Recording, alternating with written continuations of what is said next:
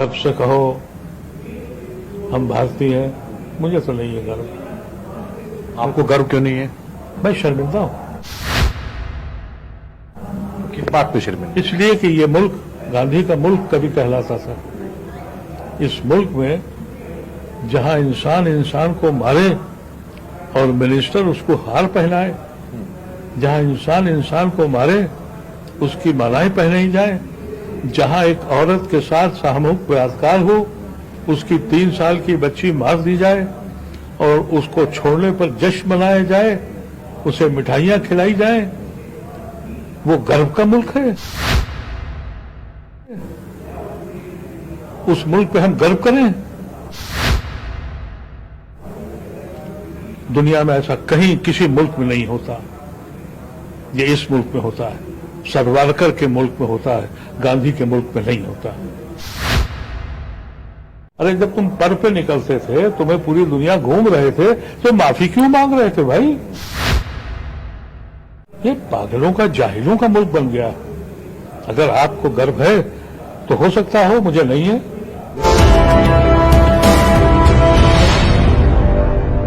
जब से केंद्र में सत्ता परिवर्तन हुआ है, तभी से मुसलमान किसी न किसी बहाने निशाने पर रहे हैं, उनकी आइडेंटिटी निशाने पर रही है। हमारे साथ में इस वक्त राज्यसभा के पूर्व सांसद मोहम्मद अतीब मौजूद हैं। सर, ये आजादी के पहली बार आजादी के बाद ऐसा हुआ है कि जो सत्ताधारी पार्टी है का कोई भी मेंबर ऑफ पार्लियामेंट ना राज्यसभा में ना लोकसभा में है, कोई मिनिस्टर भी नहीं है। ये जो सबका साथ और सबका विकास का जो नारा है सरकार का और सबका विश्वास का, तो क्या ये बातें उससे मेल खाती हैं? नहीं, उनको तो देखिए हिंदू राष्ट्र बनाने का उनका तो अज़्म है। सन 23 में उन्होंने ये बात कह दी थी कि हम हिंदू राष्ट्र बनाएंगे, और ये कोई ताज्जुब की बात तो है नहीं। आप सुप्रीम कोर्ट चले जाइए, वहां पर भी कोई आपको नहीं मिलेगा, और एक आध कोई आ गया है तो आ गया, नहीं तो नहीं आएंगे। आप किसी अहम पौधे पर आप नहीं जा सकते हैं। एक आपको मैं बताऊं कि ज़हनी कैफियत क्या होती है, कि मुझे याद है कि जब ये अब्दुल कलाम साहब ने बॉम्ब का वो किया था, उस वक्त तो बीजेपी का असर नहीं था। मेरे एक दोस्त हैं, उनके भाई आरएसएस के थे। मैं अपने दोस्त के पास बैठा था, उनके छोटे भाई आ गए और उनको बना दिया गया था इसका हेड, जो इसकी टेक्नोलॉजी थी बॉम्ब की जो भी। तो वो आए बड़े परेशानी में, और उन्होंने कहा कि राहुल गांधी का दौर शाह साहब मेरे ख्याल से, उनका साहब गजब हो गया, एक मुसलमान को एटॉमिक एनर्जी का इंचार्ज बना दिया।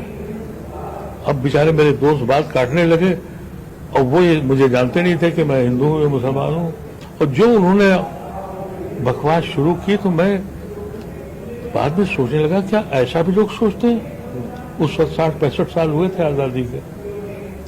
मैंने कहा अभी भी ये जहन में है। तो जब वो उस वक्त ये सोचा जा रहा था, तो आज तो आप सोच ही नहीं सकते कि क्या होगा। अब तो ये जुर्म है कि साहब फला आदमी स्टेशन पे नमाज पढ़वाता है, पकड़ लिया गया।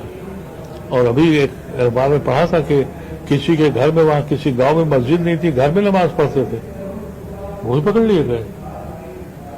और फिर भी कहा जाता है कि साहब गर्व से कहो हम भारतीय हैं, मुझे तो नहीं है गर्व। आपको गर्व क्यों नहीं है?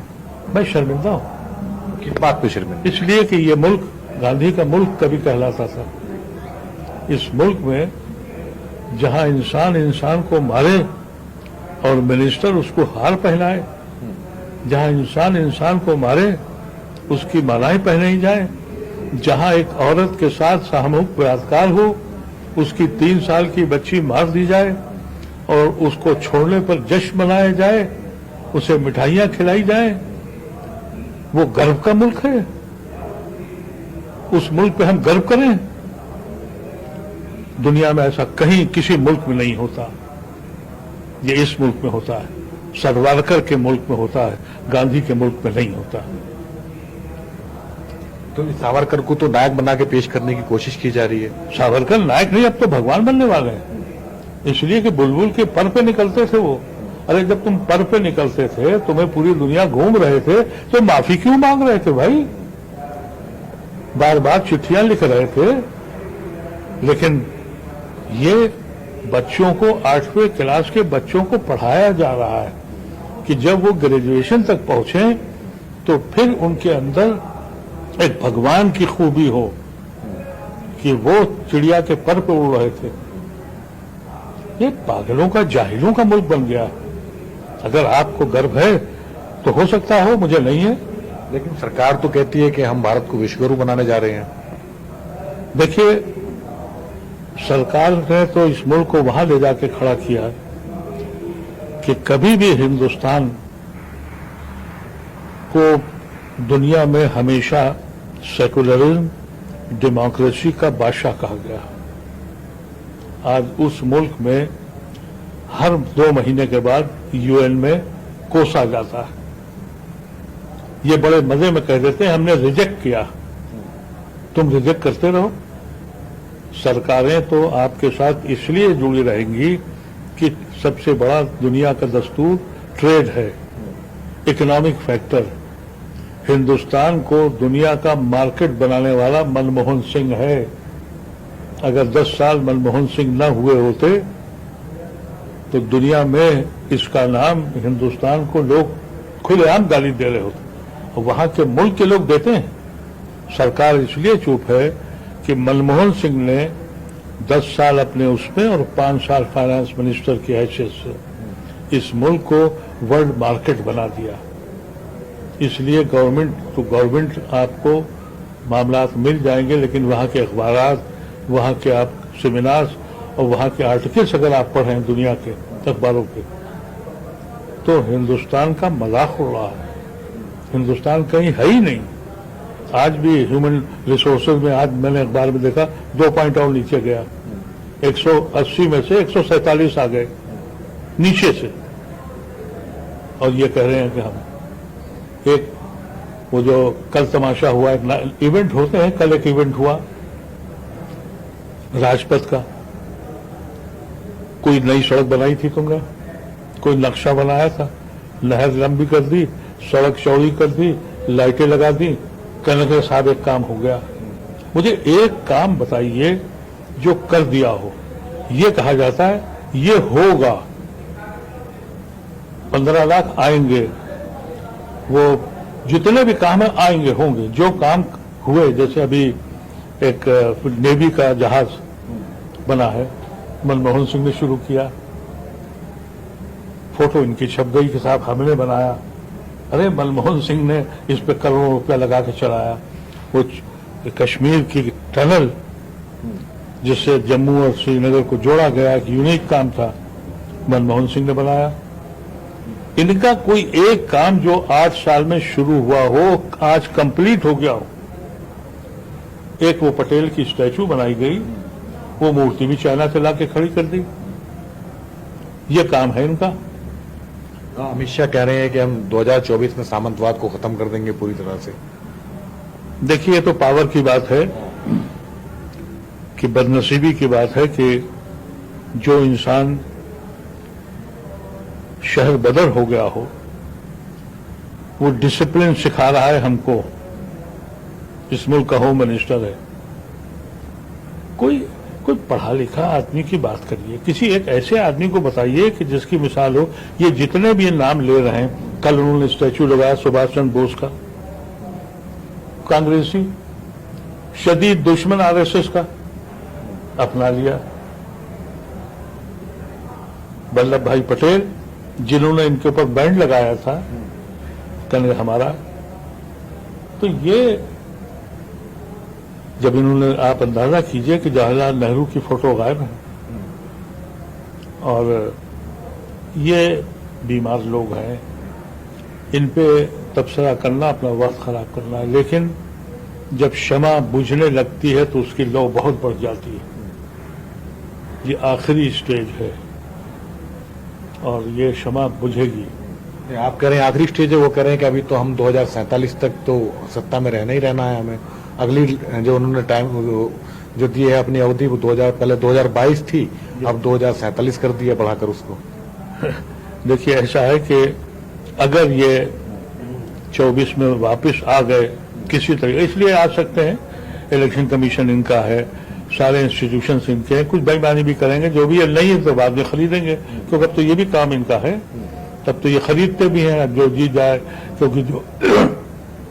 क्योंकि आज का एमएलए एमपी जो है वो जानवरों की तरह मंडी में बिकता है, तो खरीदने की बात कर रहे होंगे, लेकिन आप यकीन करें अगर रह जाएंगे तो ये मुल्क तो नहीं बचेगा, ये मुल्क नहीं बचने वाला है।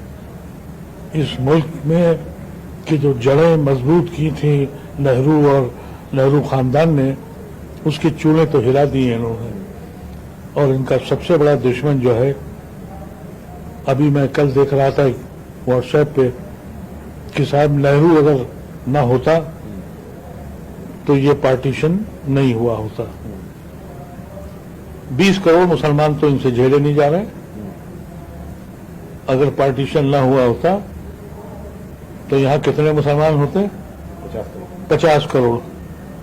और जो दलित हैं 50 करोड़, वो दलित रहते हैं, मुसलमान हो गए होते। ये समझ में नहीं आया इनकी, बैठे बैठे डिंगे मार रहे हैं, क्योंकि पार्टीशन इन्होंने खुद कराया था, आरएसएस ने कराया था, लेकिन अब किसको क्या बताया जाए। सर विपक्ष, आखिरी सवाल है, विपक्ष को जो एक करने की कोशिश की जा रही है, ये कितनी सफल होगी या नहीं होगी? देखिए ऐसा है कि सियासी बातों में तो मुझे बहुत मायूसी है, सबसे बड़ा नुकसान इन्हीं लोगों ने किया है। मुझे बहुत कम लोग ऐसे दिख रहे हैं अभी भी जो इस मुल्क के लिए सोच रहे हैं। हर पार्टी अपनी पार्टी को एक्सपेंड करने में लगी हुई है, उसको मुल्क से कोई लेना देना नहीं। केजरीवाल अपना एक्सपेंड कर रहे हैं, जहां जहां कांग्रेस की हुकूमतें हैं उनका स्पेस छीन रहे हैं। मायावती ममता बनर्जी का आज मैंने बयान पढ़ लिया कि सब लोग मिल जाइए और हम लीड करेंगे। वो स्पेस गोवा में कांग्रेस का छीनने चली गई, नतीजा हुआ कि वहां बीजेपी की सरकार बन गई। अब ये हिमाचल में और गुजरात में केजरीवाल जाएंगे, वहां स्पेस छीनेंगे। बीजेपी का जो 40% वोट है वो कोई नहीं छीन रहा। एक शिवसेना थी जो छीन सकती थी, तो वहां भी खरीदारी कर ली इन्होंने। तो मुझे तो बहुत आज के दिन में तो कोई उम्मीद नहीं है। उम्मीद अगर है तो यहाँ की सिविल सोसाइटी पर और नौजवानों पर, जो बेरोजगार हो गए हैं, जिनका मुस्तकबिल खत्म हो गया है, अगर वो लोग जागे, और जागना चाहिए। दुनिया में नौजवान ही बाहर आता है। यहाँ जब भी इनकलाब हुआ, गांधी ने जब मूवमेंट शुरू किया तो 2021 में बनारस हिंदू यूनिवर्सिटी गए, और 2021 में अलीगढ़ मुस्लिम यूनिवर्सिटी गए, और जाकिर साहब और पूरी टीम लेके वहां से आए वो। जबकि अलीगढ़ में तो मुस्लिम लीग का बड़ा जोर था, लेकिन वहां भी डेंट लगाया। वीपी सिंह इनकलाब लेके आए, नौजवानों को लाए अपने साथ। तो अब अगर नौजवान खड़ा हो गया तब तो कुछ दिखता है, तब तो ये सड़कों पे दौड़ा दौड़ा के मारे जाएंगे। जितने इन्होंने घपले किए हैं, जितने पैसे कमाए हैं, ये सब रखा लिए जाएंगे। और जो इन्फोर्समेंट एजेंसीज ने जो डकैतियां डाली हैं, इनके हुक्के पानी बंद हो जाएंगे। ये वक्त आएगा, लेकिन इन पॉलिटिकल पार्टीज से तवक्को करना आज की डेट में मेरे दिल में नहीं उतरता।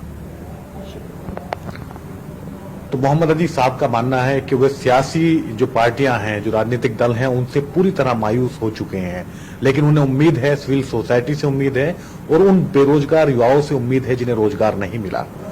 उनका मानना है कि अगर वो नौजवान सड़कों पर उतरेगा तो भारत में बदलाव संभव है। अब वो सड़कों पर उतरेगा या नहीं उतरेगा, या धर्म की अफीम चाट कर ऐसे ही सोता रहेगा, ये वक्त बताएगा। वसीम अकरम त्यागी, दिल्ली।